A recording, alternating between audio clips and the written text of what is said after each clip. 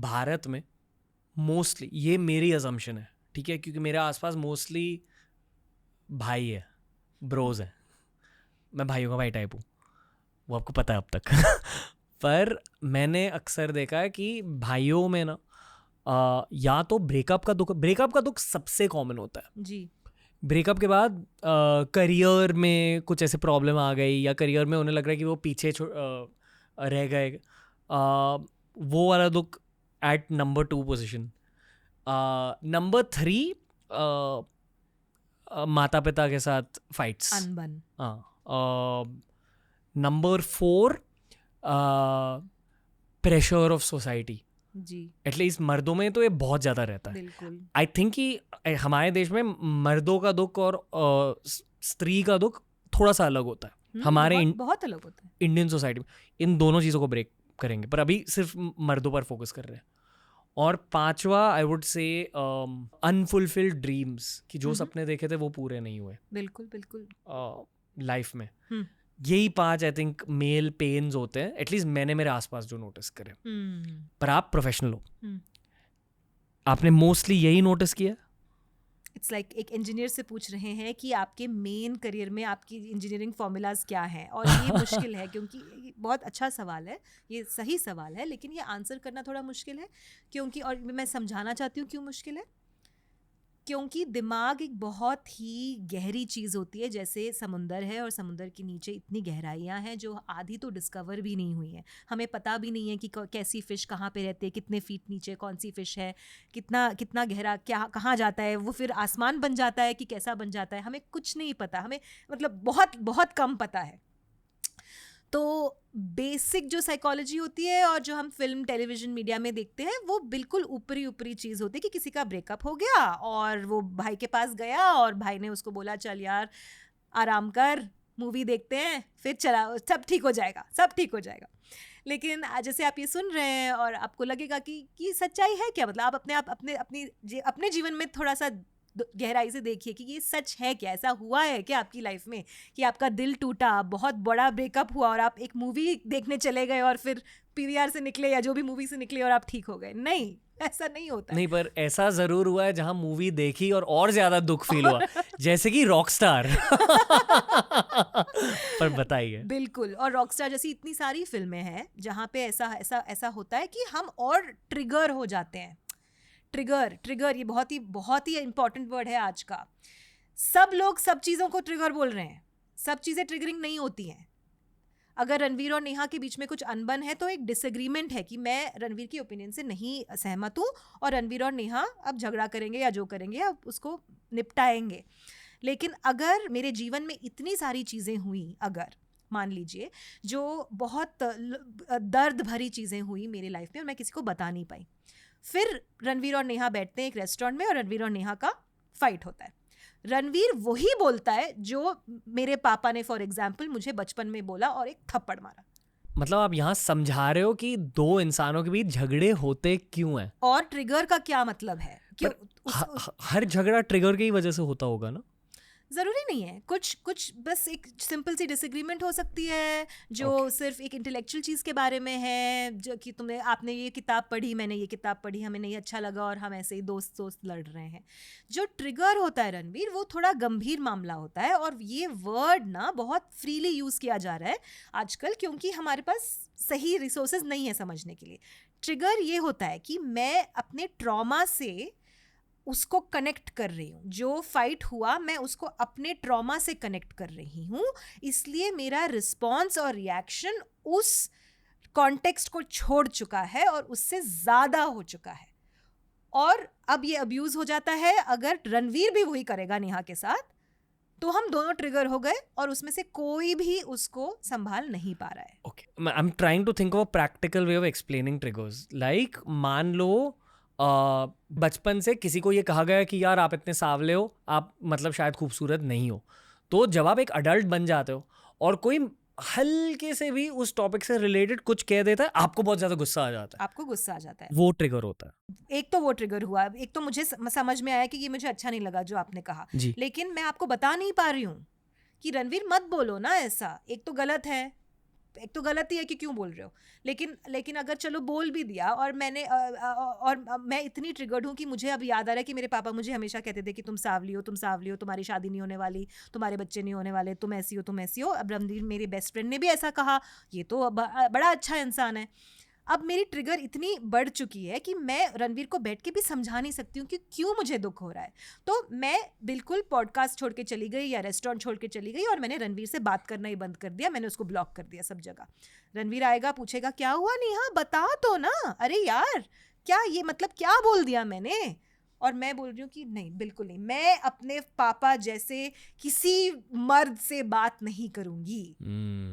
लेकिन थेरेपी में क्या होता है कि हम ये पूरे सिनेरियो को देखेंगे, गहराई से देखेंगे, इस साइड से उस साइड से, उस साइड से उस साइड से, और हम अपने आप के बारे में भी 2 बार सोचेंगे कि क्या मेरा रिएक्शन सही था, सही गलत को छोड़ के भी क्या मेरा रिएक्शन प्रोपोर्शनल था, क्या मेरा रिएक्शन उस कॉन्टेक्स्ट में था, क्या मैंने रणवीर को बोला कि मुझे क्या दुख हुआ, क्या मुझे वापस रणवीर से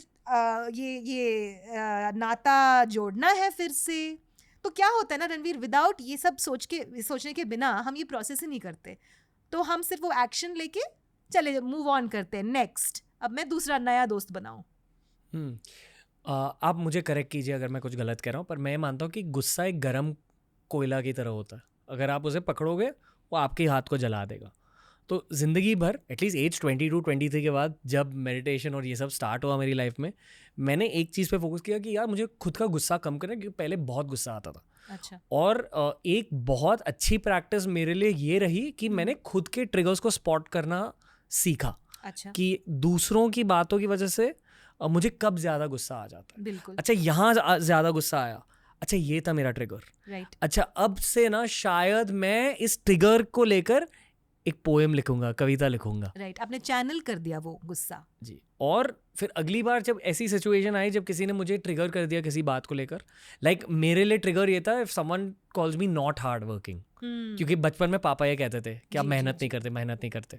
तो जब कोई मुझे ये कहता कि यार तू अभी मेहनत नहीं कर रहा, वो मेरा बहुत बड़ा ट्रिगर था। राइट। अभी टाइम के साथ ये मेरा एक श्राप भी बन चुका है कि मुझे मेहनत करना बहुत अच्छा लगता है, कुछ ज़्यादा ही, ज़रूरत से ज़्यादा मेहनत करता हूँ। पर एक एंगल ये भी है कि जब कोई मुझे आलसी कहता है, it doesn't trigger me any more. Okay. पर ये मेरा प्रोसेस था। अब यहाँ मैंने सही क्या किया, गलत क्या किया, ये समझा दीजिए, और समझाने से पहले कुछ कॉमन ट्रिगर्स फॉर इंडियंस भी बताइए एज एग्जाम्पल्स। कॉमन ट्रिगर्स तो आप जिससे भी पूछेंगे आपको अलग जवाब मिलेगा, क्योंकि सबको अलग अलग चीज़ें दिखती है अपने प्रैक्टिस में। लेकिन मेरे प्रैक्टिस में सबसे ज़्यादा कॉमन ट्रिगर है रिलेशनशिप और ब्रेकअप के बारे में, कि हमने सोचा था कि हम बच्चे इस टाइम में करेंगे और नहीं हुआ, और इन लॉज आके मतलब father in law mother in law आके अपनी बात डाल रहे हैं, और अब मैं नहीं रह पा रही हूँ इस पार्टनर के साथ, क्योंकि ज़माना भी बदल रहा है लेकिन लोग नहीं बदल रहे हैं। तो ये बहुत कॉमन ट्रिगर है मेरे प्रैक्टिस में। और कभी कभी तो रणवीर इतने ग्रोथ ओरिएंटेड लोग आते हैं मेरे पास कि वो पूरी फैमिली को लेकर आते हैं थेरेपी में। 7 लोगों के साथ थेरेपी कर चुकी हूँ मैं, और अपने टीम के साथ, और हर एक के पास एक थेरेपिस्ट, 6 थेरेपिस्ट 6 लोगों के लिए, और मैं। तो ये बहुत अच्छी बात है, ठीक है। अब इसको कनेक्ट करें तो जो आपने एग्जाम्पल दिया, इसमें जो सही किया है आपने कि आपने एक अपने आप को अकाउंटेबल समझा कि मेरी भी कुछ रिस्पॉन्सिबिलिटी होगी, कि ये दुविधा मेरी लाइफ में आ रही है, कि मुझे एक रिएक्शन आ रहा है और मुझे पता नहीं कहाँ से आ रहा है। क्या होता है कि लोग इतना भी नहीं सोचते, लोग सोचते हैं कि वो दूसरी की रिस्पॉन्सिबिलिटी है ना, उसने मेरे को ट्रिगर किया तो तू चुप हो जा, तू चला जा, एक थप्पड़ मार, निकल जा यहाँ से। ये वायलेंस बहुत कॉमन है हमारी सोसाइटी में, ये होता है। रोड रेज इससे होता है, मतलब एग्जाम में लोग ऐसा करते हैं एक दूसरे के साथ, काम पे लोग ऐसा करते हैं एक दूसरे के साथ, ये अनबन बहुत कॉमन है। तो सबसे पहले तो आपने अपने आप को रिस्पॉन्सिबल होल्ड किया, ये आपको बहुत अच्छा कैंडिडेट बनाता है साइकोथेरेपी के लिए और इनर स्पिरिचुअलिटी प्रैक्टिसेस के लिए, कि ठीक है इस पर्सन को पता है मुझे ज़्यादा बेहतर बनना है मेरे कल के लिए, और जो मेरे अतीत में हुआ उसमें भी शायद मैं सब चीज़ें ढंग से ना देख पाऊँ ना, आई एम इम्परफेक्ट. मैं इम्परफेक्ट हूँ, हम सब इम्परफेक्ट हैं. तो इसलिए मुझे किसी और के पास जाके देखना पड़ेगा कि क्या मैं ये ठीक से देख रहा हूँ या देख रही हूँ इस इंसिडेंट को. ठीक है, तो वो सबसे पहली बात आपने बहुत अच्छी की. दूसरी बात आपने बहुत अच्छी की कि उसको चैनल किया किसी एक दूसरी एक्टिविटी में. जो गुस्सा है आपने बोला, उसका मैंने पोएम बना दिया. तो मैं आर्ट थेरेपिस्ट हूँ. हमारी साइकोथेरेपी ट्रेनिंग में बहुत सारी एक्सपर्टीज़ हैं. ठीक है, कोई लोग बात बहुत अच्छा करते हैं, कोई थेरेपिस्ट पेंटिंग बनाते हैं लोगों के साथ, कोई थेरेपिस्ट डांस करते हैं. डांस थेरेपी एक फील्ड है, म्यूज़िक थेरेपी एक फील्ड है. मेरी फील्ड आर्ट थेरेपी की है. ठीक है, उस आर्ट थेरेपी के फील्ड और ट्रॉमा थेरेपी को मिक्स करके मैं भी लोगों को हेल्प करती हूँ कि उसको चैनल कैसे किया जाए, उस इमोशन को चैनल कैसे किया जाए. क्योंकि आपके फादर या जो भी उस एग्जाम्पल में फादर तो शायद नहीं सुनने वाले हैं बात. जो गया वो हो गया. शायद अगर आपका भाग्य अच्छा है तो है, वो भी सुनेंगे. आप आएंगे थेरेपी के लिए फैमिली के साथ.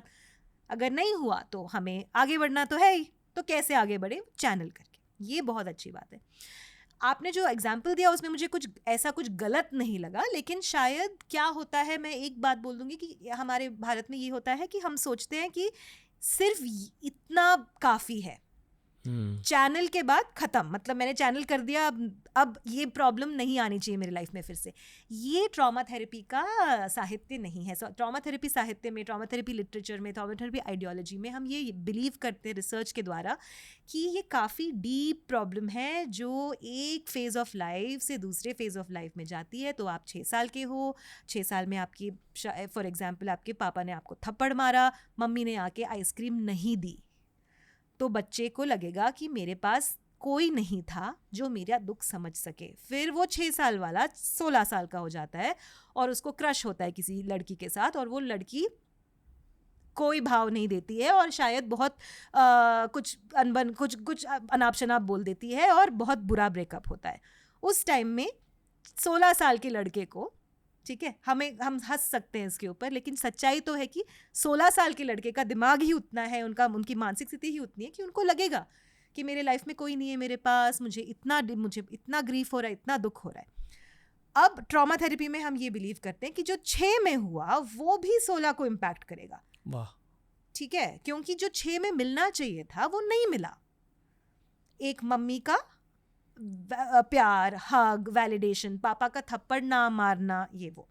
अब हम ये चीज़ समझते हैं भारत में, हम ये ऐसे बोलते हैं मेन स्ट्रीम में, मतलब बहुत सारे लोग समझते हैं कि अरे यार कितना तुम ब्लेम करोगे अपने पेरेंट्स को, पेरेंट्स थोड़ी ना मतलब परफेक्ट होते हैं. हम ये नहीं कह रहे. हम नहीं कह रहे कि पेरेंट्स रिस्पॉन्सिबल है हमेशा हमेशा. हम ये नहीं कह रहे. हम 2 बातें कह रहे हैं. पेरेंट्स रिस्पॉन्सिबल हैं, इसका मतलब ये नहीं कि पेरेंट्स बुरे हैं और भारत बुरा है और आपकी पूरी फैमिली को छोड़ के चले जाओ, ये नहीं कह रहे हैं. लेकिन हम ये भी कह रहे हैं कि उसका एक इम्पैक्ट हुआ. ये समझो कि 6 साल में तुम्हें इम्पैक्ट हुआ, वो 6 साल से 16 कैरी किया. अब 16 में भी तुम्हारा ब्रेकअप इतना बुरा हो गया और मान लो तुम IIT गए, आप IIT गए और IIT का फेल हो गया, आप बिल्कुल फेल हो गए IIT में, आप नहीं जा पाए आगे.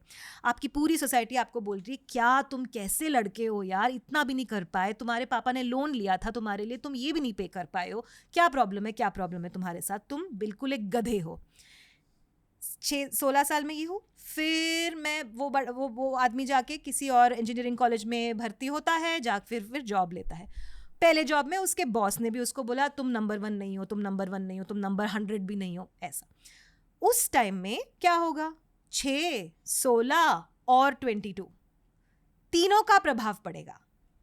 उस पर्सन की मानसिक स्थिति में 3 चीज़ों का प्रभाव पड़ रहा है. ये ट्रॉमा थेरेपी होती है कि हम एक दूसरे इंसान के पास जाए जो ट्रस्टेड है और हम अपनी ट्रॉमा मैप को समझें. इट्स अ मैप, आपके लाइफ के नक्शे की तरह है. बिल्कुल. कि क्या क्या हुआ, ये कब हुआ, और पास्ट की वजह से आपका प्रेजेंट कैसे अफेक्ट हो रहा है. बिल्कुल. और होता है. और आपका फ्यूचर होपफुली अफेक्ट ना हो जी. वो होता है थेरेपी का कमाल. वो होता है थेरेपी का कमाल कि और अगर प्रभाव भी हो तो कम हो. कॉन्शियसली पढ़े, कॉन्शियसली आपको पता हो कि अच्छा ये प्रभाव इसकी वजह से पड़ रहा है, तो मैं थोड़ा सा आराम से रहूँ ना. मुझे पता है कि ये चीज़ आ रही है तो मैं प्रिपेयर रहूँगा या रहूँगी. मुझे पता ही नहीं है मैं इतना गुस्सा क्यों हो रहा हूँ, मुझे पता ही नहीं है मेरे को इस बंदे से क्या प्रॉब्लम है, ट्रिगर है, ये है वो है, मुझे पता ही नहीं है मैं वही वैसा ही इंसान क्यों चूज कर रही हूँ शादी करने के लिए, मुझे पता ही नहीं है, तो मैं कैसे अपने आप को संभालूंगी?